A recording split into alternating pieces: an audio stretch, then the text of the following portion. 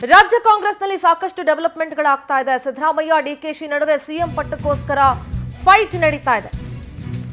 ಒಂದು ಕುರ್ಚಿ ಎರಡು ಬಣ, ಮೂರು ಪವರ್ ಸೆಂಟರ್. ಕಾಂಗ್ರೆಸ್ ಒಳಗೊಳಗೆ ಕೊತ ಕೊತ ಅಂತ ಕುದೀತಾ ಇದೆ. ಮತ್ತೆ ರಾಹುಲ್ ಗಾಂಧಿಯತ್ತ ಬೊಟ್ಟು ಮಾಡಿದ್ದಾರೆ ಎಐಸಿಸಿ ಅಧ್ಯಕ್ಷ ಮಲ್ಲಿಕಾರ್ಜುನ ಖರ್ಗೆ. ಅಧಿಕಾರ ಹಸ್ತಾಂತರ ಮಾಡ್ತಾರೋ ಅಥವಾ ಸಂಪುಟ ಪುನಾರಚನೆ ಮಾಡ್ತಾರೋ, ಕಾಂಗ್ರೆಸ್ ಹಿರಿಯ ಶಾಸಕ ಸಚಿವರು ಕೂಡ ಭರ್ಜರಿ ಲಾಭಿ ನಡೆಸ್ತಾ ಇದ್ದಾರೆ. ಸಂಪುಟ ಪುನಾರಚನೆ ಸುದ್ದಿ ಬೆನ್ನಲ್ಲೇ ನಾಯಕರು ಎಲ್ಲರೂ ಕೂಡ ಅಲರ್ಟ್ ಆಗಿದ್ದಾರೆ. ತಮ್ಮ ತಮ್ಮ ಅಧಿಕಾರವನ್ನ ಉಳಿಸ್ಕೊಳ್ಳೋದಕ್ಕೆ ಹಿರಿಯ ಸಚಿವರು ನಾನಾ ಕಸರತ್ತುಗಳನ್ನ ಮಾಡ್ತಾ ಇದ್ದಾರೆ. ಸಂಪುಟದಿಂದ ಒಂದಷ್ಟು ಮಂದಿಯನ್ನ ಕೈ ಬಿಡಲಾಗುತ್ತೆ ಅನ್ನೋ ಸುದ್ದಿ ಹಬ್ಬದಿದ್ದಂಗೆ ಹಿರಿಯ ಸಚಿವರು ಅಲರ್ಟ್ ಆಗಿದ್ದಾರೆ. ತಮ್ಮ ತಮ್ಮ ಕುರ್ಚಿಗಳನ್ನ ಭದ್ರಪಡಿಸಿಕೊಳ್ಳುವಲ್ಲಿ ಹಲವು ಕಸರತ್ತುಗಳಿಗೆ ಮುಂದಾಗಿದ್ದಾರೆ. ಇದೆಲ್ಲದರ ನಡುವೆ ಒಂದೇ ಒಂದು ಕುರ್ಚಿಗಾಗಿ ಎರಡು ಬಣಗಳ ನಡುವೆ ಕಚ್ಚಾಟ ಕಾದಾಟ ನಡೀತಾ ಇದೆ. ಮೂರು ಪವರ್ ಸೆಂಟರ್ಗಳಿದಾವೆ, ಆದ್ರೆ ಯಾವುದೇ ಪವರ್ ಸೆಂಟರ್ಗಳು ಉಪಯೋಗಕ್ಕೆ ಬರ್ತಾ ಇಲ್ಲ. ಇನ್ನು ಮಲ್ಲಿಕಾರ್ಜುನ ಖರ್ಗೆ ನನಗೆ ಇದ್ರ ಬಗ್ಗೆ ಏನೂ ಕೇಳಬೇಡಿ, ನಾನು ಹೇಳೋದಕ್ಕೆ ಏನೂ ಇಲ್ಲ ಅಂತ ಹೇಳ್ತಾ ಇದ್ದಾರೆ. ಮಲ್ಲಿಕಾರ್ಜುನ ಖರ್ಗೆ ಅವರೇ, ನೀವೇ ಹೇಳಿಲ್ಲ ಅಂದಮೇಲೆ ಮತ್ತೆ ಯಾರು ಹೇಳ್ತಾರೆ? ನೀವು ಎಐಸಿಸಿ ಅಧ್ಯಕ್ಷರ್ರಿ, ಬರೀ ಹೆಸರಿಗೆ ಮಾತ್ರನಾ, ನಾಮಕಾವಸ್ಥೆಗೆ ಮಾತ್ರನಾ ನೀವು ಎಐಸಿಸಿ ಅಧ್ಯಕ್ಷರಾಗಿರೋದು? ಹಾಗಾದ್ರೆ ಕಂಟ್ರೋಲ್ ಎಲ್ಲ ಇರೋದು ಗಾಂಧಿ ಪರಿವಾರದ ಹತ್ರನಾ?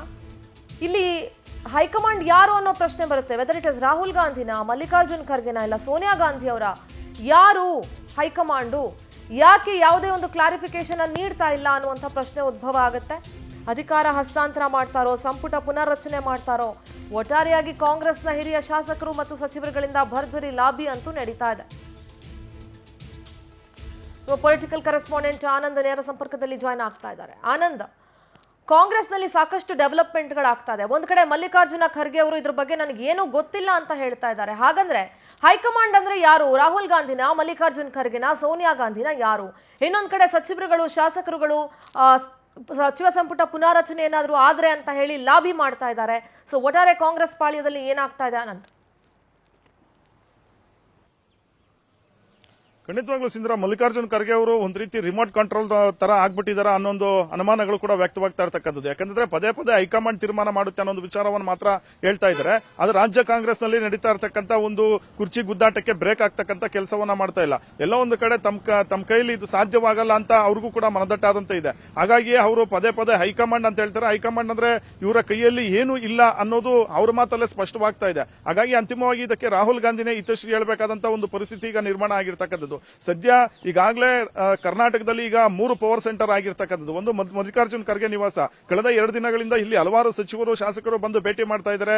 ಕೆಲವರು ಸಂಪುಟ ಪುನರ್ರಚನೆಯನ್ನ ಮಾಡಿ ನಮಗೆ ಅವಕಾಶವನ್ನ ಮಾಡಿಕೊಡಿ ಅಂತ ಕೇಳ್ತಾ ಇದ್ದಾರೆ. ಇನ್ನು ಕೆಲವು ಹಿರಿಯ ಸಚಿವರು ಸಂಪುಟ ಪುನರ್ರಚನೆ ಆದ್ರೆ ನಮ್ಮನ್ನ ಕೈ ಬಿಡಬೇಡಿ, ನಮ್ಮನ್ನ ಕಾಪಾಡಿ ಅನ್ನೋ ಮಾತನ್ನ ಹೇಳ್ಕೊಳ್ತಾ ಇರ್ತಕ್ಕಂಥದ್ದು. ಮತ್ತೊಂದು ಕಡೆ ಡಿಸಿಎಂ ಡಿ ಕೆ ಶಿವಕುಮಾರ್ ಮತ್ತೆ ಸಿದ್ದರಾಮಯ್ಯ ಅವರ ಮನೆಗಳು ಕೂಡ ಈಗ ಪವರ್ ಸೆಂಟರ್ ಆಗಿರ್ತಕ್ಕಂಥದ್ದು. ಅಲ್ಲೂ ಕೂಡ ಕಳೆದ 2-3 ದಿನಗಳಿಂದ ಹಲವಾರು ನಾಯಕರು ಹೋಗಿ ತಮ್ಮದೇ ಆದಂತಹ ಒಂದು ಸ್ಟ್ರಾಟಜಿಗಳನ್ನ ಮಾಡ್ತಾ ಇರ್ತಕ್ಕಂಥದ್ದು. ಸದ್ಯ ಈಗ ಮಲ್ಲಿಕಾರ್ಜುನ್ ಖರ್ಗೆ ಅವರ ಮತ್ತೆ ರಾಹುಲ್ ಗಾಂಧಿ ಅವರ ತೀರ್ಮಾನ ಏನಿರುತ್ತೆ ಅನ್ನೋ ಒಂದು ಕುತೂಹಲ ರಾಜ್ಯ ಕಾಂಗ್ರೆಸ್ ನಲ್ಲಿ ಮೂಡ್ತಾ ಇರ್ತಕ್ಕಂಥದ್ದು. ಯಾಕಂದ್ರೆ ಈಗ ಅಧಿಕಾರ ಹಸ್ತಾಂತರವನ್ನ ಮಾಡ್ತಾರ ಅಥವಾ ಸಂಪುಟ ಪುನರ್ರಚನೆಯನ್ನ ಮಾಡಿ ಎಲ್ಲದಕ್ಕೂ ಕೂಡ ಬ್ರೇಕ್ ಆಗ್ತಾರ ಅನ್ನೊಂದು ಕುತೂಹಲ ಕಾಡ್ತಾ ಇದೆ. ಅಂತಿಮವಾಗಿ ಇದೇ ಒಂದು 28ಕ್ಕೆ ರಾಹುಲ್ ಗಾಂಧಿ ಅವರು ದೆಹಲಿಗೆ ವಾಪಸ್ ಬರ್ತಾ ಇದ್ದಾರೆ ವಿದೇಶದಿಂದ. ಈ ಸಂದರ್ಭದಲ್ಲಿ ಮಲ್ಲಿಕಾರ್ಜುನ್ ಖರ್ಗೆ ಅವರು ರಾಜ್ಯ ನಾಯಕರ ಒಂದು ಅಭಿಪ್ರಾಯಗಳನ್ನ ಏನ್ ಪಡೆದುಕೊಂಡಿದ್ದಾರೆ ಅದನ್ನ ರಾಹುಲ್ ಗಾಂಧಿ ಅವರ ಗಮನಕ್ಕೆ ತರ್ತಕ್ಕಂಥ ಒಂದು ಕೆಲಸವನ್ನ ಮಾಡಲಿದ್ದಾರೆ.